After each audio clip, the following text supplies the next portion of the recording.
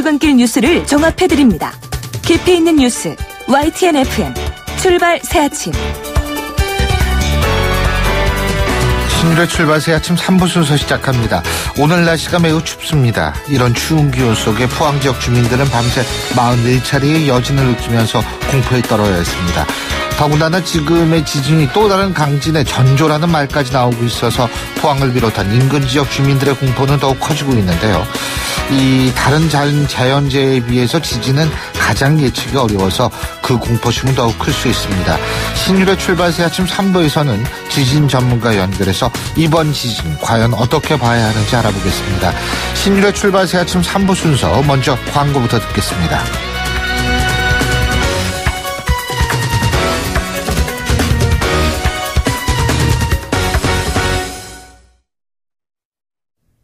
YTN 라디오 신율의 출발 새아침. 예, 앞서 1, 2부에서도 저희가 계속 말씀을 드렸습니다만 어제 오후 2시 29분경에 경북 포항시 북서쪽 9km 지역에서 규모 5.4의 강진이 발생했습니다. 작년 9월에 발생했던 경주 지진에 이어서 역대 두 번째 규모의 아주 큰 지진이었는데요. 자, 이 시간 포항에서 직접 지진을 감지하신 제보자 그리고 지진 전문가 차례로 연결해서 현 상황 집중적으로 분석해 보겠습니다. 먼저 경북 포항에 거주하시는 분이죠. 김종근 선생님 나와 계시죠? 예. 예, 안녕하세요. 예. 어떻게 잠 좀 주무셨어요? 한 2시간 정도 잔 것 같습니다. 그 불안해서 못 주무시는 거죠? 예. 지금은 어디서 주무셨어요? 인근 그 아파트 딸내 집에 와가 피신하고 와가 있습니다. 아, 따님 집에요? 예. 그러니까 선생님 댁은 어떻게 되신 거예요? 지금 붕괴 위험이 있어가지고 기거를 할 수 없는 상태입니다. 아파트에 사셨어요? 아니면 단독 주택에 아니면 2층 단독 주택입니다. 2층 단독 주택인데 붕괴 위험이 있다. 그 어느 정도 되셨길래 붕괴 위험이죠? 지금 제가 어제 상황이 화장실을 갔다 오다가 옆에 5층 지성학원이라는 학원 옆에 저희들이 건물 2층이 있거든요. 예. 거기 화장실 갔다 나오는데 경주 지진 때보다 그거보다 더 엄청난 충격에 옆에 학원에서 옥상 거기서 난간을 해놓은 부분이 쏟아지는데 엄청난 보르고하고 뱃소리 쏟아지는 걸 보고 뛰어 서점에 들어왔는데 우리 주택 앞에 있는 샌드위치 판넬 집이 있는데 거기 앉아있던 손님이 판넬 집이 한 1m 정도 왔다 갔다 할 정도의 진동이 있었답니다. 1m요? 어휴. 예, 그 정도로 느꼈답니다. 1m 정도 판넬 집이니까, 샌드위치 판넬 집이니까 움직이면은 뽑아지는 집은 아니기 때문에 유동이 좀 많이 있지 않습니까? 네. 근데 그게 한 1m 정도 왔다 갔다 할 진동이 있었다고 그 이야기를 하더라고요. 그래서 진정이 돼가지고 밖에 나와 앉아 있다가 집에 들어가 보니까, 집이 2층 부분이 거의, 붕괴할 정도, 또 못 들어갈 정도의, 금이 많이 갔고, 그 다음에 집에 들어가 보니까, 샤워실에 다이로도 다 떨어졌고, 연탄재는 연탄 다 떨어졌고, 화분이고, 그 다음에 간장독이고 다 넘어질 정도로 엄청난 진동이 있었고, 동네에 집이 한 3가구하고 학원하고 한 4가구 정도 되는데, 전체 건물이 다 기울어지고, 금이 가고 할 정도였습니다. 야, 참 걱정인데. 근데요. 새벽에 이 밤새 여진이 그렇게 계속 이어졌다고 그러더라고요. 예, 여진이 계속 이어지고 제가 5시 3분에도 좀 느꼈는데 5시 58분에는 아파트에서 좀 큰 느낌이 돼가지고 딸도 눈 자다가 나오고 소녀도 일어나가지고 어린애인데 나오고 이러더라고요. 여진이 많이 있었습니다. 5시 58분. 오늘 새벽 5시 58분 예, 말씀하시는 5시 58분에는 제법 좀 느낌이 많이 있었고. 아이고, 근데 이게 진짜 걱정이 너무 많으실 것 같은데요. 주변에 다치신 분들도 좀 없으세요? 예, 다친 분은 주변에는 없고, 학원에서 옥상에서 떨어진 잔해물 때문에 앞에 밑에 있는 차가 완파가 될 정도로 됐고, 그 다음에 다행히 어제 바로 포항고등학교 옆이거든, 그 지점이. 예. 포항고등학교 옆에 있는데 학생들이 많이 지나갈 때면 아마 인명피해가 많이 있었을 건데, 다행히 사람이 지나가지 않아서 인명피해는 없었는데, 그 잔해가 사람이 지나다니지 못할 정도로 엄청난 잔해가 밑에 떨어졌습니다. 그래서 시청에서 나와가지고 사람이 못 다니니까 북군인이 와가지고 몇 시간 뒤에 채워주고 하긴 했는데, 인근에 아파트 단지가 많은데, 많은 사람들이 이제 우리가 단독 주택이니까 늦게까지 거기에 335로 모여서 예. 집에 들어가지도 못하고 있었던 상황이었습니다. 예. 아니, 근데 지금 말이에요. 예. 예를 들면 댁도 그렇고, 거기 이 피해 받으신 분도 자동차도 전파되셨다는 경우도 있다고 말씀하셨는데, 예. 진짜 이게 어떻게 복구해야 될지 막막하실 것 같아요. 집을 지금 복구가 중요한 게 아니고, 집을 지금 헐고 지어야 됩니다, 쟤는. 근데 이게 재난 선포가 경주 같은 경우는 떼어졌는데 이거를 정부에서 보상이 나오는지도 모르겠고, 보상이 안 나오면은 마냥 딸내집이나 다른 데서 원룸을 이용해가 살 수가 없지 않습니까? 그렇죠. 근데 이거를 집을 지어야 되는데 금방 지으면 되는지 안 되는지도 모르겠고 참 막막하네요. 지금 정부한테 필요한 거 바라는 점 같은 거 있으시면은 말씀해 주시죠. 근데 그게 지금 제 같은 경우에 방금 말씀드렸다시피 예. 집을 빨리 이거를 이제 구축을 해야 되는데 이거를 마냥 밖에서 뜯을 수가 없는데 어떻게 빨리 할 수 있는 방법이 있는지 이거를 제가 묻고 싶은데 어디 가서 물어야 될지도 모르겠고 예. 당장 또 생활은 어떻게 해야 될지도 모르겠고 이런 막막한 상태입니다. 사실 그게 김종근 선생님 상황만 그런 게 아니고 그러신 분들이 많을 거 아닙니까? 그죠? 예, 옆에 예를 들어서 학원 같은 데는 학원 수강 100평씩 해가지고 5천 건물이니까 500평 큰 학원이거든요. 그러면 거기도 지금 어제 저녁에 지진이 일어나고 나서 바로 불을 끄고 다 나가버렸고, 또 뒤에 조그마한 절이 있는데 그것도 집이 지금 기울어져가지고 금이 가운데 쫙 나가 집이 기울어졌고, 뒷집도 지금 보니까 엄청난 크랙이 생겼고, 우리는 당연히 지금 겁이 나가 들어가지도 못하고 밖에 지금 딸내집 와가 있는데 어떻게 지금 해야 될지도 깜깜합니다. 예, 잘 알겠습니다. 어쨌든 정부의 빠른 조치를 저희가 촉구를 해보고요. 오늘 이렇게 어려운 상황에도 인터뷰 응해주셔서 고맙습니다. 감사합니다. 고맙습니다. 예. 자, 계속해서 지진 전문가 연결해서 입장 들어보겠습니다. 김소구 한국지진연구소장 전화 연결합니다. 안녕하십니까? 네, 안녕하세요. 예. 자, 제가 단도직입적으로 지금 이제 곧장 들어가겠습니다. 네? 지금 이게 양산 단층대라는 그것 때문에 발생한 겁니까? 그 양산 단층이라는 것은 옛날 얘기고요. 예. 거기 지금 새로운 단층이 많이 생기고 있어요. 그래서 지금 울산 경주 지역에 저희들이 그 단층을 발견해서 지하 10km에 한 70에서 100km 되는 그 단층이 있습니다. 예. 그거에 연속돼가지고 지금 작년에 일어났죠. 9월 10일 날. 예. 경주진이 일어났고, 그 바로 위에 지금 포항인데, 다 연결선에 같은 라인인데, 예. 또 동해, 역시 포항 앞바다에도 남북으로 단층이 많이 뻗쳐 있습니다. 그래서 그 지역은 단층이 되니까, 아마 그 지역의 새로운 단층이 활성화되지 않았나, 이렇게 생각이 듭니다.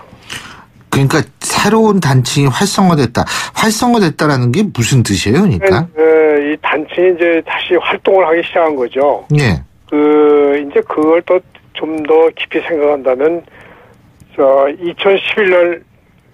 2011년이죠. 일본 3월 11일 날. 동일본 대지진이요? 동부 대지진요. 예. 그 여파가 굉장히 큰 겁니다. 그게 규모가 9.0인데, 그 규모가 9.0은 굉장히 큰 지진입니다. 그래서 그렇죠. 이 동부가 이쪽에 우리 한반도 지역을 전부 다 흔드는 거예요. 그래서 응력 균형이 다 깨져가지고 그 응력 균형을 잃은 거죠. 그래서 이제 그 여파로서 이제 거기에 새로운 가지가 원래 기존에 있는 단층에서 다시 또 새로운 가지가 이제 퍼져나가고 그 흔들린 게 다시 또 그 세팅 다시 한다고 이게. 그러니까 그런 식으로 자꾸 반복되기 때문에. 예. 지금 계속 지진이라는 거예요, 거기서. 제가 이 양산 단층 여쭤본 게 왜 딴 게 아니고요. 이 일부 뭐 분석이 이런 분석이 있는 모양이에요. 양산단층이 깨져가지고 이번 지진이 발생하면 앞으로 더 큰 지진이 올 것이다.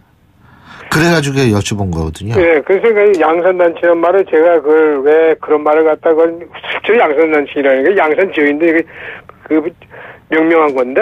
예. 그 단층이 다른 이름이 지금 새로운 명령이 있으니까 이 경주 울산 단층이라고 해야 되고 거기는 또 새로운 단층이 지금 하나 발견된 겁니다. 이게. 예. 그러니까 하나의 가지에 이게. 그러니까 거기서 남북으로 그쪽은 전부 단층대요. 이게 저 쭉쭉 남북 뻗쳐 있다고 지금 아까 얘기한 대로 그 동해 쪽부터 시작해가지고 포항 쪽으로 들어가가지고 육지 쪽으로 쭉 남북으로 뻗쳐 있어 단층이. 예. 거기에 이제 가지로 계속 이제 지진이 일어나는 겁니다. 근데 이제 제가 여쭤보는 거는 핵심은 이래가지고 그게 활성화가 됐든 뭐 깨졌든 어떻게 됐든 간에 더 큰 강진이 올 가능성이 있느냐 하는 부분이거든요. 아닙니다.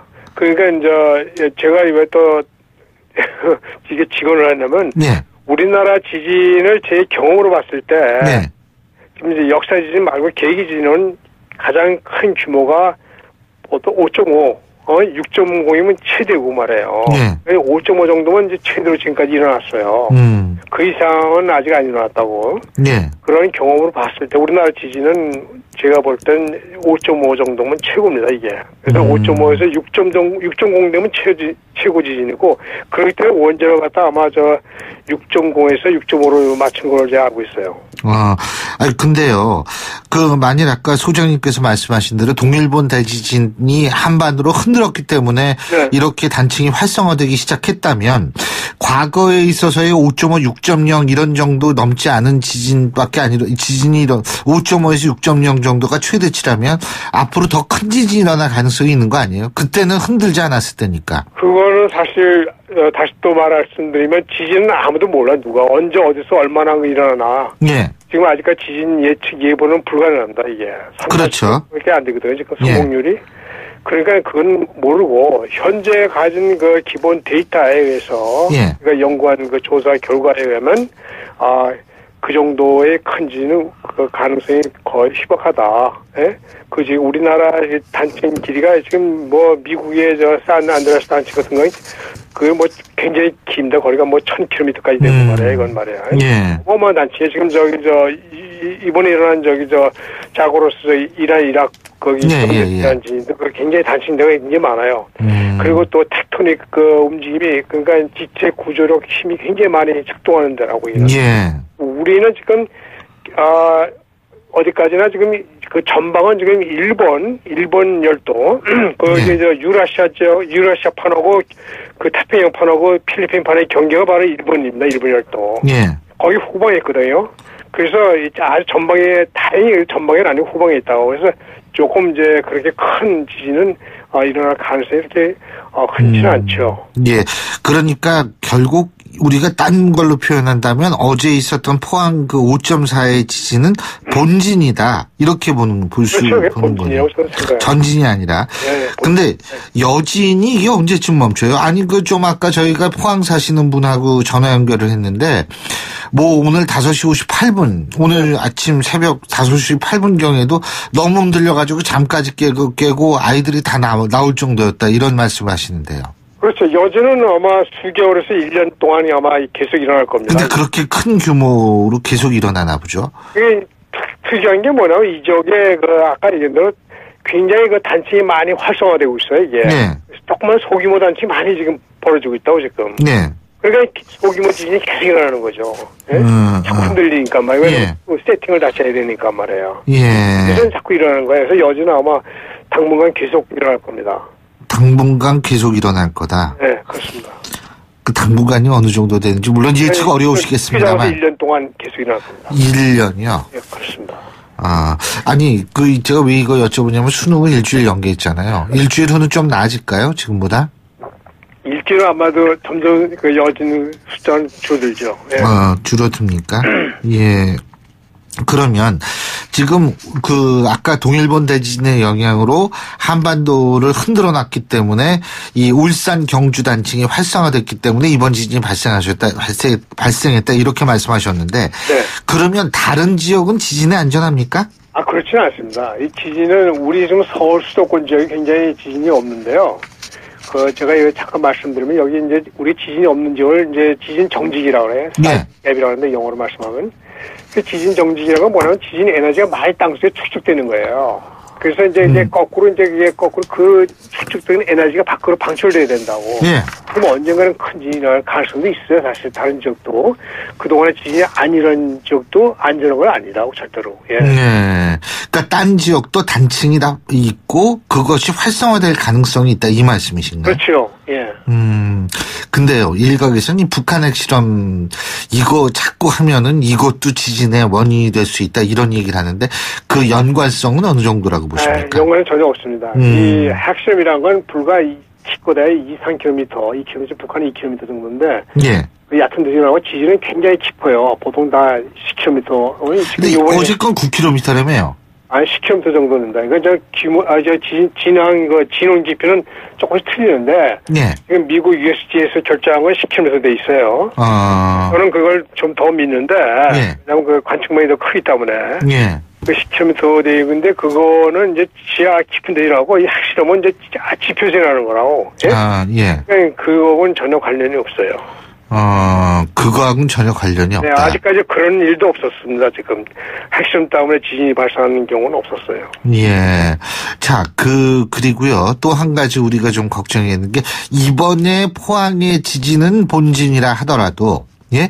네. 앞으로 이제 우리나라가 지진 안전대가 아니다. 뭐 이거는 대부분 사람들이 다 느끼고 있을 텐데 네. 대지진 가능성은 어느 정도로 보십니까? 글쎄가 아까 말씀한 대로 네. 이제는 아무도 몰라. 누구든지 언제 어디서 얼마나 크게 일어난 건 예언할 수 예측할 수 없습니다. 이거는. 그런데 가능성은 있는 거죠 항상. 가능성은 항상 있죠. 그러니까 우리가 문제는 지금 이 지진에 대해서 기초 연구가 부족해요 지금요. 우리나라가 그렇습니까? 세계적으로 그렇습니까? 아니 세계적으로 많이 발달돼 있죠. 딴 나라들은 그 지진 연구 단체 따로 있잖아. 조직이만. 근데 우리나라가 기초 연구가 부족하다. 그러니까 기초 연구는 건 뭐냐면 이 지진만 전문적으로 하는 분들이 같이 모여야 된다고. 예. 데이터를 공유하고 서로 경쟁하면서 연구를 해야 되는데. 예. 그래서 다 분산돼 있잖아 지금요. 저 지질자원연구원이 좀 있고, 기상청이 있고 말이야 뭐. 예. 그러니까 연구가 지금 전부 다 행정적으로 나가고 이 깊은 연구를 못 한다고 지금. 그래서 그러한 기초 연구가 있어가지고. 그것이 이루어진 다음에 그다음에 응용 연구, 공학 연구가 발달된다는데 우리 거꾸로 우리는 공학적인 연구를 먼저 했다고 우리는 말이야. 예. 그게 지금 뭐 집 내진 설계니 뭐니 이거 다 이게 데이터가 전부 다 외국 데이터거든요. 이거. 예. 외국 자료 가지고 교과서적인 그런 내용이 됐다고 지금. 그러니까 아니라 우리나라 데이터를 가지고 정확히 그 지질 구조를 알고서 거기에 맞는 그 한국형 내진 설계를 다시 해야 된다고요. 그럼 지금이라도 그렇게 해야겠네요. 지금이라도. 그렇죠. 정말 기초연구 중요해요, 이거는. 그러니까 예. 무슨 모든 학문이라는 게 기초연구가 있는 다음에 응용연구인데, 우리는 너무나 뭘 따라하다 보니까 응용연구가 앞섰다, 우리 기초연구보다. 특히 지진 분야에서는. 그러니까 공학적인 토목이니 뭐 건축이 내진 설계를 한다는데 그것이 자료가 어디 건가 이게 다 외국 거죠. 그건 그래서 우리나라 기초연구, 우리나라 지각 구조, 단층 구조 이런 거 잘 모른다고 고려를 갖다. 그런데 왜냐면 집안이라는 것도 땅마다 다 틀려 이게 고유진동이라는 게 있는데 아까 흔들리는 것도 뭐 전라도하고 충청도 흔들리는 게 틀리고 서울하고 또 여기 틀리다고 전부 다 지역마다 틀리기 때문에 그런 것도 다 돼야 된다. 그래가지고 내진 설계를 이루어야 되는데. 그냥 뭐 교과서적으로 뭐 얼마짜리 하면 데이터 안전하다. 근데 그것은 지역마다 다 틀려 이게. 같은 규모가 5.4에도 저기 코스타리카 같은 데는 거의 100명이 죽었다고 옛날에. 5.1이라는 데도 이 5.4는 사실은 치명적인 지진이 될 수가 있어요 지역에 따라서. 이게 무시하면 안 되죠. 잘 알겠습니다. 이건 아주 중요한 말씀이신 것 같은데, 이거 정부나 이쪽에서 전부 귀담아 들어야 될 얘기입니다. 잘 알겠습니다. 오늘 말씀 잘 들었습니다. 고맙습니다. 네. 지금까지 한국지진연구소 김소구 소장이었고요. 신율의 출발새 아침 3부 순서 여기서 줄입니다. 잠시 뒤 4부에서 뵙겠습니다. 날카로운 분석, 내일을 보는 시선, 신율의 출발새 아침. 신율의 출발새 아침 4부 순서 먼저 광고부터 듣겠습니다. YTN 라디오 신율의 출발새 아침.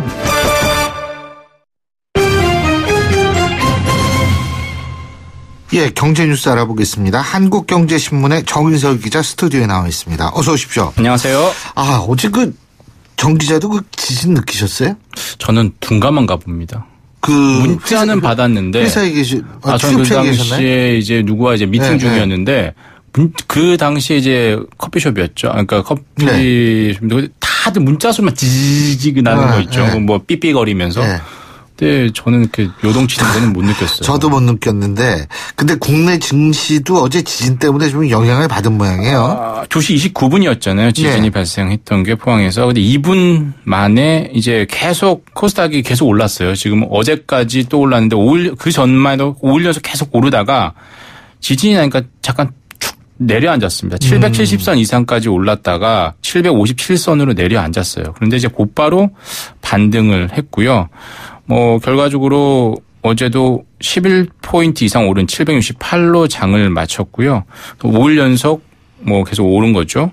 그런데 이제 코스피는 계속해서 떨어졌었거든요. 근데 이 지진 때문에 좀 더 떨어졌다 이렇게 볼 수 있을 것 같습니다. 그러니까 지진이 증시의 방향은 못 바꿨지만 낙폭과 오름폭은 좀 줄이는, 낙폭은 늘리고 코스피의 낙폭은 늘리고 코스닥의 오름폭은 줄이는 그 정도의 영향이 있었던 것 같습니다. 근데 이제 원래 오늘 수능이 있는 그렇죠. 날이었잖아요. 네. 그죠? 그래서 이제 이 공공기관에 출근하시는 분들, 이분들 이제 출근 시간 늦어졌고. 맞습니다. 그리고 증시도 원래 1시간 늦게 개장을 하는데 예정대로 이거는 계속 그 수능 안 보더라도 늦게 개장하는 모양이에요. 네, 그렇습니다. 증시, 은행, 공무원 출근 시간 다 수능과 무관하게 1시간 늦게 오전 10시로 돼 있고요. 그래서 증시나 은행도 마찬가지 폐장은 1시간 더 늦어졌습니다. 증시 같은 경우는 원래 오후 3시 반에 폐장을 하는데 오후 4시 반까지 오늘은 거래가 되고요.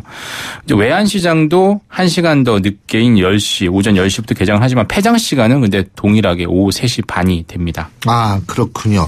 근데 그 작년에 경주 지진 때는 증시가 어땠어요? 작년 9월 12일이었죠. 그때도 경주 대지진으로 그날하고 그 다음 날까지도 영향이 좀 있었어요. 그런데 그 다음 날 오후부터 바로 회복을 했었고 지진 관련주 이른바 지진 테마주가 작년에도 급등했었거든요. 올해도 마찬가지입니다. 내진 설계주 그리고 구조재 생산업체 이런 주식들이 어제 확 올랐거든요. 그래서 이런 정말 이 지진 때도 오히려 이 테마주 때문에 돈 번 사람들이 있다라고 하는데 그런 분들은 정말 보통 주식 주문을 많이 해본 분들은 알 텐데 모바일이나 PC로 이렇게 주문하잖아요. 근데 그런 분들은 테마주들의 주요 테마주는 단축 번호를 다 외웁니다. 그래서 어제 2시 29분과 그 사이 때 그 지진 관련 다 주문을 했다는 거죠. 그 1, 2분 차이로 그 희비가 엇갈린다는 거예요. 이른바 테마주들을 겨냥하는 어떤 그런 투자자들은 그런 분들이 돈을 버는 거죠. 재난이 또 이게 돈 버는 이런 좀 그런데. 근데 원전은 지금 정상적으로 운영된다고 그러죠. 맞습니다. 우리 전국에 24개의 원전이 있는데 그중에 12기가 어제 지진이 일어난 포항 주변에 100km 반경 내에 있습니다. 그런데 다 아시는 것처럼 내진 설계가 돼 있죠. 어제는 지진이 5.4 규모의 지진이었는데 6.5에서 7.6의 내진 설계가 돼 있다라고 하고 그럼 일본은 어땠는데 일본의 그 동일본 대진은 다 아시겠지만 후쿠시마 원전의 사태의 원인은 지진이 아니라 쓰나미였죠. 해저 지진이 문제였다라는 거고 그리고 일각에서 이제 원전에 계속 문제가 없다라고 주장하는 분들은 한반도에서 7.0 이상의 지진이 발생해도 원전 가동이 중단되는 거지 원전 구조물 후쿠시마 원전 같은 피해는 생기지 않는다라고 얘기는 하지만 국민들의 불안감은 커질 것 같아요. 저는 이렇게 물어보고 싶습니다. 예전에 2011년이었던가요? 그때 블랙아웃 있었잖아요. 전기가 그때가 있었고 이번에 이제 지진이 이제 연달에 지난해 올해 있었는데 이 두 가지 중에 사람들이 국민들이 어디를 더 불안하게 느끼냐 이게 앞으로 향후 원전 정책에 어떤 큰 적지 않은 영향을 미칩니다. 그렇습니다. 그런데 이게 지진 때문에 수능이 연기되고 이 수능이 연기되니까 이제 시험 끝나고 사실 이거래잖아요. 맞습니다. 쓰레기통에 다 수험생들이 이거 교과서 문제집 다 버렸다가 다시 주우러 가고 줍는다는 거 아닙니까? 풍경이죠 정말. 거기다가 여행이나 공연업계도 지금 혼란을 겪고 있다고 그러죠. 왜냐하면 모든 고3 수능생과 고3 수능생을 둔 학부모들이 시험 바로 직후에 이 휴가 가고 공연 보고 이런 걸 다 준비를 해놨었거든요. 근데 일주일 연기되면서 예를 들어 이번 주말에 다 공연 보러 가고 여행 가기로 했는데 이거 갈 수가 없잖아요. 취소해야 되잖아요. 진짜 그렇죠. 이런 경우 어떻게 되냐는 거죠. 위약금과 환불 그 정책에 따라서 천차만별인데 보통 한 달 전까지는 무조건 다 전액 환급 받을 수 있고 이제 열흘 전도 아니잖아요. 일주일 전이죠. 일주일 전에 30% 정도 위약금을 물어야 돼요. 그런데 이 부분이 보통 있어요. 천재지변의 경우에는 위약금 없이 환불해 준다는 게 원래 원칙이에요. 대부분. 그런 경우인데 수험생은 사실 천재지변인데 수험생의 가족들은 뭐냐는 거죠. 그러니까 그렇죠. 네. 이른바 이 방송 용어는 아니지만 한번 거쳐서 오는 거지. 이른바 원쿠션이죠. 그러니까 수능 연기로 인한 이 환불이고 위약금에서 이런 그렇죠. 경우에는 천재지변으로 보기 어렵다라는 게 지금 그래서 이런 경우에는 위약금 수수료를 물어야 된다는 게 일반적인 원칙이고요. 근데 그래도 이거는 좀 어떻게 그 피해를 좀 분산시키는 방향으로 생각해야 되는 거 아닙니까? 맞습니다. 이게 대부분 이제 여행사들이나 항공사들 같은 경우에도 명쾌하게 지금 해석을 못 하고 있어요. 근데 이제 정부도 이 부분에서 오늘 뭐 재난지역도 지정을 했지만 이런 부분이 좀 해결이 될 것 같고 이번 고3들 같은 경우는 뭐 어제 이정열 전 판사가 SNS에 올렸던데 지금의 고3들은 대통령도 바꾸고 수능도 바꾼 역사적인 진짜 학생들이다라고 얘기를 합니다. 네. 아유, 이거 근데 진짜 큰일이에요. 일본 같은 경우에요. 예? 네. 그 일본에 지진이 많잖아요. 근데 맞습니다. 일본에서 네이버가 지진 때문에 떴다는데 이건 뭐예요? 이건 대체? 2011년 3월이었죠. 동일본 대지진이. 그 당시에 이제 네이버 같은 경우에는 일본에 진출한 지 10년이 넘었는데도 잘 안 돼서 이제 철수해야 되는 것 아니냐 이렇게 생각을 했었어요. 근데 동일본 대지진 때 통신 두절이었잖아요. 그 지역에. 근데 그때 사람들 사이에 서로 안부를 물을 수 있게 인터넷으로 연결해 주자. 그때 나왔던 게 네이버의 라인이에요. 그 당시에 나와서 그 당시에 일본에 지금 우리도 지금 뭐 카카오톡을 쓰지만 그 당시에는 일본도 그런 게 없었거든요. 이 라인이 다 깔리면서 모든 사람들이 이 라인을 쓰기 시작한 겁니다. 그래서 일본의 국민 메신저가 된 거예요. 그래서 일본 사람들 명함에 전화번호도 써 있지만 다 라인에 아이디가 있군요. 그래서 이때 네이버가 뜨기 시작해서 지금 네이버는 뭐 일본에서 상장도 했고 그걸 발판으로 해서 동남아에도 라인으로 지금 태국 이런 데 같은 경우는 다 라인 쓰거든요. 이렇게 뭐 어떤 전화위복이 됐고요. 기업의 모국에서는 사실 뭐 그렇게 라인을 많이 쓰는 경우는 아니잖아요. 뭐 우리나라 같은 경우는 뭐 카카오톡 많이 쓰고 그 외에 이런 뭐 페이스북 이런 메신저를 많이 쓰는데 그렇죠. 이게 일본 대지진이 이런 나비 효과로 이어졌다는 거고요.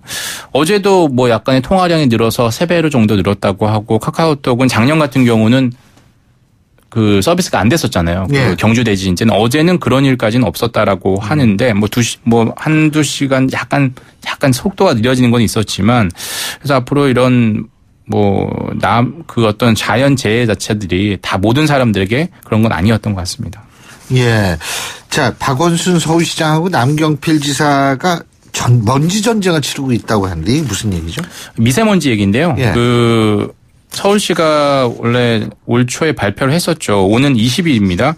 이틀 연속 미세먼지 농도가 나쁨 수준이면 대중교통을 무료로 하겠다. 뭐 시내버스, 마을버스, 지하철 무료로 하겠다라고 하는데 중요한 건 이제 환승 고객이죠. 경기도에서 인천에서 서울시로 가는 환승 고객들 얼마나 많습니까?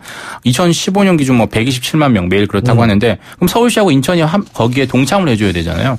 남경필 경기지사는 그거는 안 된다라고 지금 얘기를 하고 있는데 이건 포퓰리즘이다라고 얘기를 하면서 서울시에 맞짱을 뜨고 있어서 서울시는 그러면 단독으로라도 하겠다라는 게 서울시 입장입니다. 예, 오늘 말씀 여기까지 듣겠습니다. 고맙습니다. 감사합니다. 예, 지금까지 한국경제신문의 정인설 기자였습니다.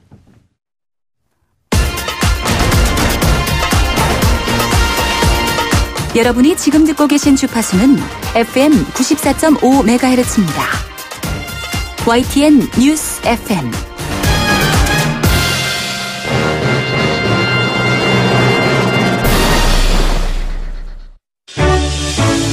역사의 시선으로 뉴스를 읽어봅니다. 히스토리 뉴스.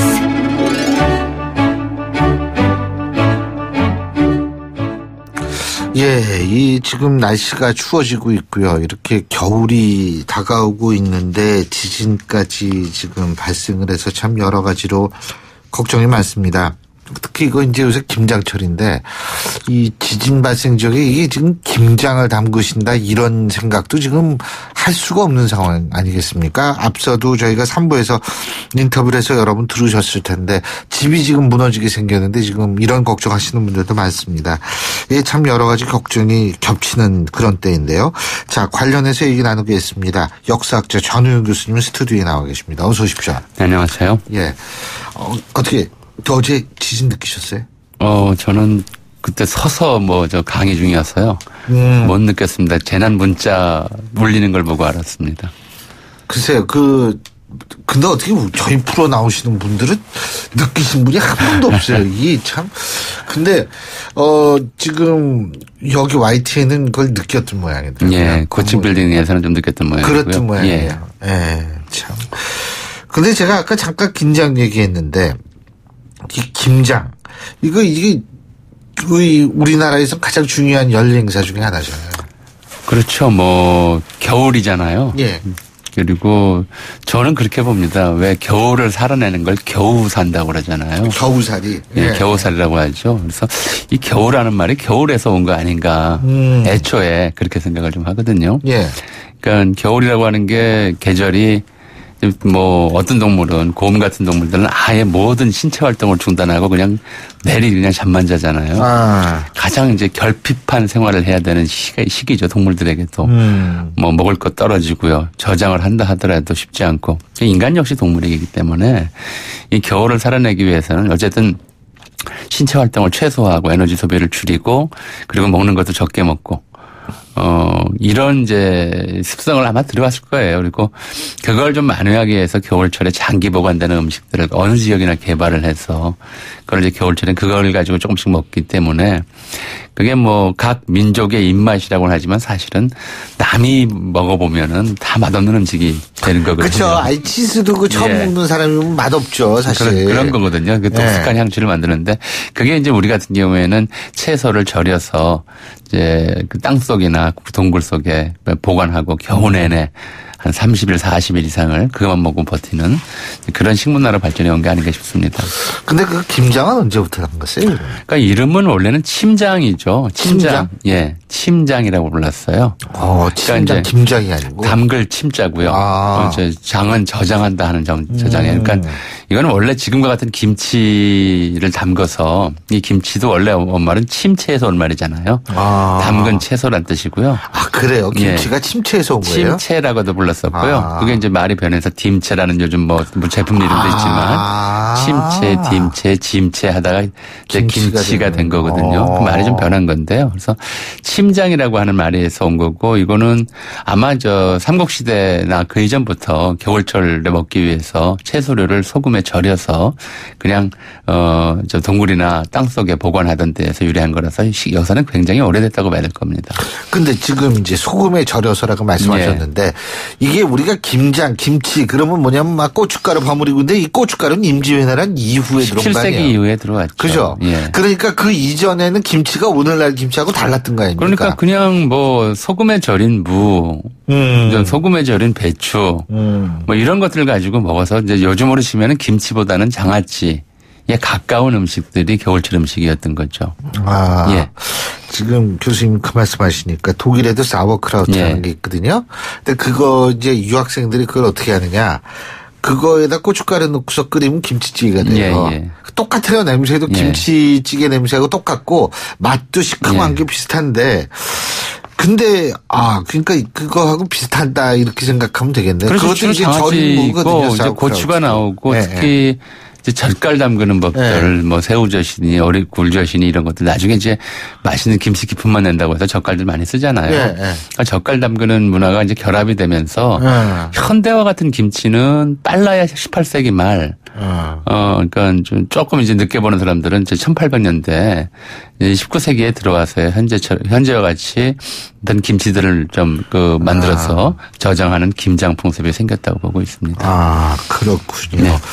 근데 요새는 사실 그러니까 요새 김치 냉장고도 있고 그렇지만 옛날에는 사실 겨울철에 그러니까 김치 말고 먹을 게 없었다 이렇게 봐야 되는 거군요. 저도 얼마 전에 어떤 간장 찍어서 먹든지 프로그램에서 봤는데 이제 북한 가정 같은 경우에는 요즘도 한 가정당 김장을 담그는데 배추 1톤씩을 한대요. 그러니까 1톤이요? 1톤? 1톤이라고 얘기를 하면 굉장히 많은 것 같지만 한 200포기 정도 돼요. 배추가 무겁기 때문에. 근데, 신 교수님은 이제 젊어서 독일 가셔서 잘 모르겠지만 저희 어렸을 때만 해도 네 식구 먹는 김장이 보통 이제 6, 70포기에서 100포기까지 됐었거든요. 요즘은 그거면 네 식구가 먹겠어요. 조그만 이제 단체 김장이 될 텐데 대개 이제 말씀드렸듯이 겨울철에 먹을 게 워낙 부족하다 보니까 다른 걸 거의 못 먹었어요. 그러니까 한국 사람들이 김치라고 하는 음식 하나만 가지고 얼마나 많이 만듭니까? 그렇죠. 김치 그냥 먹죠. 김치전, 김치찌개, 김치국 그렇죠. 이제 별거 다 만들어 먹기 때문에. 그렇죠. 보쌈도 먹고. 김치 말이국수도 하고요. 그러니까 볶음국수도 이게 그거 하나만 가지고 쉽게 말하면 이제 그 요리를 변형시켜서 만드는 기술이 발달할 수밖에 없었던 거고요. 그러니까 워낙 많이 소비했던 거죠. 그렇군요. 그러니까 이게 진짜 엄청나네요. 네. 그래서 대궐 같은 경우에 이제 19세기가 되면 조선 궁중이요. 궁중에서도 김장을 하거든요. 그러면은 수만 포기가 한꺼번에 대궐로 들어가는 겁니다. 그래서 요 무렵이면 이제 그 당시 조선 후기에는 창덕궁에 경복궁 중건하기 전에는 창덕궁에 왕이 있었으니까 지금 창덕궁 앞길 도나문로가 배추 실은 마차들로 북적북적 거렸죠. 수만 포기가 들어가야 했으니까요. 수만 포기. 그렇죠. 식구가 거기 얼마나 많겠습니까.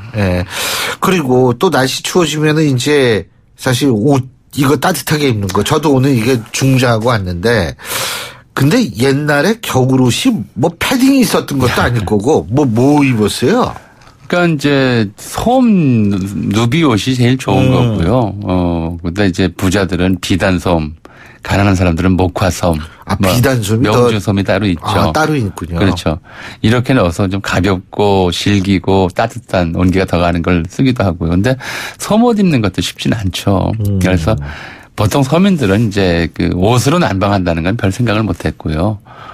집에서 이제 버텨야 되는데 다행히도 농촌 같은 경우에는 이제 야산에 죽은 고사목이라든가 이제 낡은 잡목이라든가 농사짓고 나온 집단이라든가 이런 것들이 많아서 부지런하기만 하면 가장이 지게질 겨울철에 자주 하기만 하면은 집안에서 그렇게 춥지는 않았어요. 문제는 도시 생활이죠. 모든 이제 신탄이라고 그래서 연료를 사서 써야 했기 때문에 그러니까 대개는 이제 못 되고요. 결국 방에다가 조그만 화로 하나 갖다 놓고. 화로를 방에다 놔. 그럼요. 난로 같은 거. 도시 주택은요. 일본 비슷한 거 아니에요? 일본도 왜 다다미라고 그러나요? 그 파고서 화로 놓잖아요. 남방식 습한 지역이라서 이제 이렇게 했던 것이고 우리는 그 한옥 구조 자체가 남방 구조와 북방 구조를 결합시킨 양식이에요. 그러니까 온돌방은 북방 주택 양식이고요. 대청마루는 남방 주택 양식이거든요. 그걸 하나로 결합시켜서 만든 게 이제 한옥인데 농촌은 이제 온돌 계속 불을 떼면 괜찮은데 도시는 불을 계속 뗄 수가 없어요. 밥할 때 말고는 불을 뗄 수가 없거든요. 그러니까 겨울에 늘 추웠어요. 그러니까 겨울에는 이제 이런 추운 그 구들방에 들어가지를 않고 오히려 대청마루나 이런 곳에서 화로 놓고 숯불 이제 피워놓고 버티는 그런 생활이 이제 일반적이었죠. 근데 교수님 그 우풍이라고 그러잖아요. 우리 그게 우리나라 한옥의 아주 전형적인 이 특성이라고 그래야 되나? 근데 그게 결국 창호지 때문에 우풍 생기는 거 아니에요? 창호지보다도 되게 이제 그 목조 주택이다 보니까 시간이 흐르면은 목조와 목조 사이에 틈이 벌어지죠. 그러니까 그 틈으로 이제 밖에 바람이 들어와서 창호는 오히려 이제 찬바람을 막는데 좀 효과가 있어요. 왜냐하면 조선시대에 이제 날이 이렇게 추우면 그 가난한 사람들은 이제 솜옷을 못 입잖아요. 솜옷 대신에 나라에서 폐지를 나눠줬어요. 한지가 워낙 좋아서 또 성분이 비슷해서 닭종이 성분이라 잘 구겨서 옷 속에다가 이렇게 집어넣으면 솜구시를 했습니다. 거지들한테 솜옷 종이 나눠줘서 덕부자기 하기도 하고요. 요즘도 뭐 노숙인들 보면 신문지 덮고 자고 그런 경우 있지 않습니까? 네. 그래서 창호용 종이들은 난방에 이렇게 해롭진 않은데 목조주택 특유의 이제 뒤틀림이라고 하는 것이 오래되면은 이제 그 틈사귀로 찬바람이 들어오게 만드는 구실을 했죠. 아, 그렇군요. 그러니까 저는 그게 그 창호지가 이게 얇아 보여가지고 글로 이렇게 바람이 들어나 그런 생각을 했는데 그거는 아니군요. 아유, 어쨌든 이렇게 추운데 포항에 계신 분들 진짜 우리가 좀 같이 이 마음을 좀 나눠가지고요. 춥지만 공포스럽지만 따뜻한 마음은 따뜻하게 만들었으면 좋겠습니다. 오늘 말씀 여기까지 듣죠. 고맙습니다. 네, 감사합니다. 예, 지금까지 전희영 교수님과 함께했고요. 자, 목요일에 함께한 신율의 출발새 아침 오늘 순서는 여기서 줄이겠습니다. 졸지에 시험이 일주일 연기된 우리 수험생 여러분 그리고 학부형 여러분 어쩔 수 없습니다. 하지만 고통은 함께 나눠야 보다 좀 나아지는 법입니다. 그런 마음을 가지고 여러분 일주일 잘 견디시기 바라겠습니다. 전 내일 아침 7시 15분에 다시 오겠습니다. 신율이었습니다. 고맙습니다.